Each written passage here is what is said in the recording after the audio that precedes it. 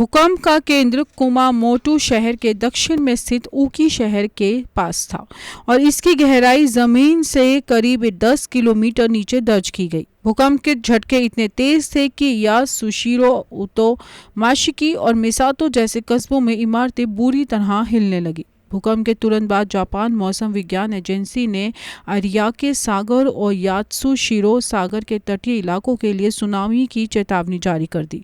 पहली सुनामी लहर कुछ ही देर में तटों तक पहुंच भी गई, जिसके बाद प्रशासन ने लोगों को सुरक्षित स्थानों पर जाने के लिए कहा। 7.1 तीव्रता से आया भूकंप, दहशत, इलाके में मचा दहशत, सुनामी की चेतावनी जारी, कुमामोटो में बिजली ठप।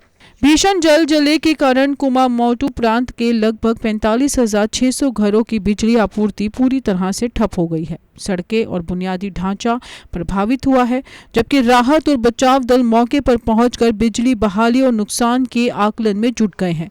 कुमामोटो शहर के मिनामी वार समेत आसपास के कई इलाकों में दहशत का माहौल है और लोग एहतियातन अपने घरों से बाहर निकल आए हैं।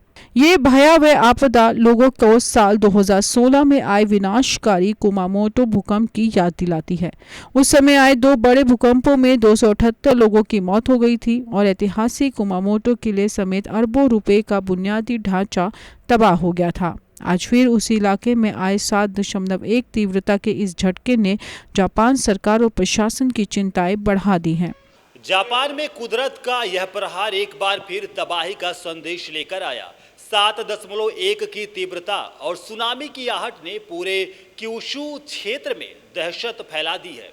हालांकि आपदा प्रबंधन की टीमों ने मोर्चे को संभाल लिया है और तटीय क्षेत्रों से लोगों को सुरक्षित निकाला जा रहा। अब देखने वाली बात यह होगी कि प्रशासन इस आपदा के बाद स्थिति को कितनी जल्दी सामान्य बना पाता है। जापान में कुदरत का ये प्रहार एक बार फिर बड़ी तबाही की ओर इशारा कर रहा है। 7.1 की तीव्रता से डोली धरती और सुनामी की चेतावनी ने पूरे क्यूशू क्षेत्र में दहशत फैला दी है। हालांकि जापानी आपदा प्रबंधन एजेंसियां अलर्ट मोड पर हैं और राहत बचाव कार्य भी तेजी से जारी है, लेकिन लगातार आ रहे झटकों ने लोगों की चिंता बढ़ा दी है। प्रशासन का मुख्य ध्यान तटीय क्षेत्रों को सुरक्षित करने और प्रभावित बिजली व्यवस्था को तुरंत बहाल करने पर केंद्रित है।